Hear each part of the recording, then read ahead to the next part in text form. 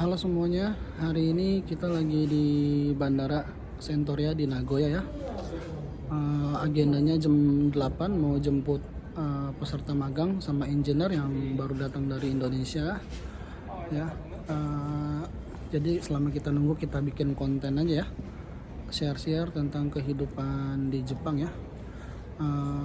Saya mau ingetin lagi gitu ya, buat yang calon-calon pemagang Indonesia yang masih ada di Indonesia, yang masih kepikiran mau ke Jepang sebagai pemagang, tolong dipikirin baik-baik ya, dipikirin baik-baik. Kenapa? Karena di Jepang, kehidupan di Jepang itu nggak seindah teman-teman kita yang udah di Jepang ya. Mungkin tetangga kita yang di Jepang, yang kita lihat di foto atau video Facebooknya, Instagramnya ya, bisa pakai barang-barang branded ya, jalan-jalan ke Tokyo, Osaka gitu ya, ke USG, Disneyland gitu ya. Nggak seindah itu kehidupan di Jepang ya. Ada hal-hal yang kibisi, yang sangat didisiplin gitu ya. Belum lagi ya, namanya pemagang, mungkin istilah kasarnya secara kasta itu paling bawah gitu ya, paling dikambing hitamkan, paling dimanfaatkan, ya itu realitanya ya. Nggak nggak mau saya bagus-bagusin juga, tapi nggak menutup kemungkinan juga ya dapat perusahaan yang baik. Nah masalahnya di sini kita kan kadang-kadang nggak tahu juga ya lingkungan kerjanya seperti apa, apalagi yang di Indonesia udah sulit nyari kerja.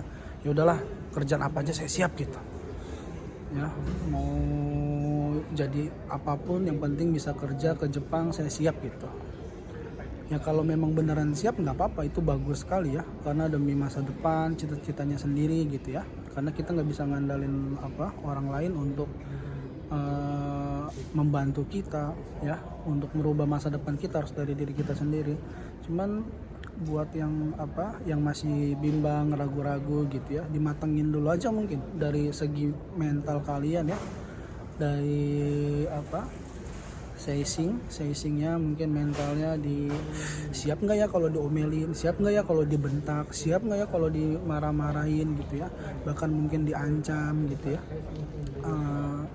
Karena nggak menutup kemungkinan ada perusahaan-perusahaan yang seperti itu ya, apalagi khususnya di bidang konstruksi ya. Di bidang konstruksi itu tempat kerjanya biasanya ke berbagai tempat gitu ya, dan ada corenya dulu ya, meeting paginya, dan biasa belum langsung dihitung jam kerja ya. Memang seperti itu dunia kerja Jepang. Saya juga magang juga seperti itu, jam 7 kita harus udah sampai,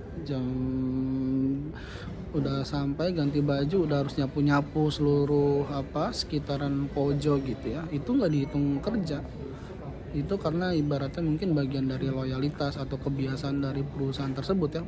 Walaupun aktualnya kebanyakan yang ngelakuin hal seperti itu paling pemagang gitu ya, yang patuh saing, yang karyawan kontrak lainnya yang punya visa atau orang Jepangnya.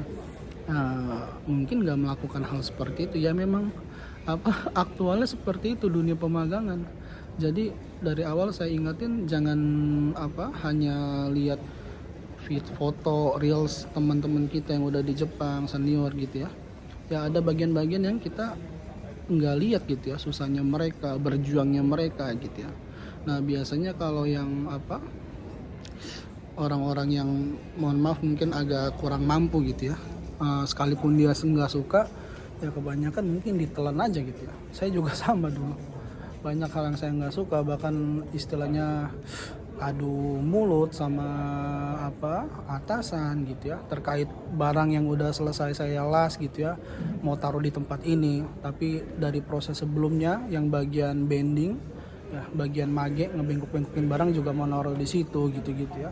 Sempat cekcok ya, terus saya harus naruh di mana gitu. Lu mau naruh di situ, terus gue naruh gimana dong, kasih solusi dong gimana gitu. Ya udah, dia cuma marah-marah nggak jelas, banting-banting barang gitu ya. Ya mau gimana lagi, paling kita udah sesama pemagang, bangsat ini, sialan nih orang nih gitu ya. Ya buat ngeringanin mental kita aja mungkin ya. Tapi memang aktualnya seperti itu. Jadi mungkin kalau dari posisi LPK gitu ya, ya nggak salah juga mereka pengen rekrut, pengen makin banyak yang ke Jepang gitu ya. Cuman karena permintaan dari Jepang mungkin udah banyak ya buat Indonesia, jadi standar untuk perekrutannya mungkin udah mulai kendor nih ya, nggak kayak zaman dulu, zaman IM Japan, JIK gitu ya. Standarnya masih ketat sekali karena permintaannya juga masih terbatas ya. Mungkin saat itu masih Vietnam yang paling banyak. Kalau sekarang kan Vietnam udah mulai banyak kasus di Jepang juga gitu ya. Mungkin dari Jepangnya banyak yang lirik ke Indonesia juga ya. Jadi banyak permintaan dan tenaga kerja kita juga mungkin ada yang udah siap, ada yang belum siap buat dikirim ya. Karena ketika mau dikirim ke Jepang kan kita harus pendidikan di LPK ya, harus siap terima peraturan LPK ya, cara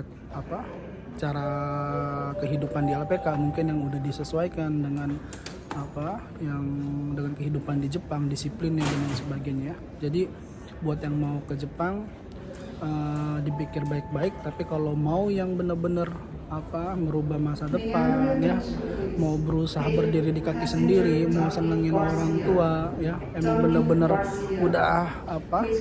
udah nggak betah hidup miskin gitu ya, ya silakan ke Jepang, jadi jalan yang bagus ya.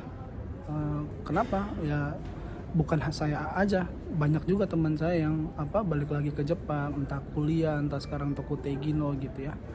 Sebenci-bencinya kita sama Jepang, pengen pulang, ntar kalau di Indonesia kebanyakan pada pengen balik lagi gitu. Karena apa? Karena udah ngerasa nyaman di Jepang ya.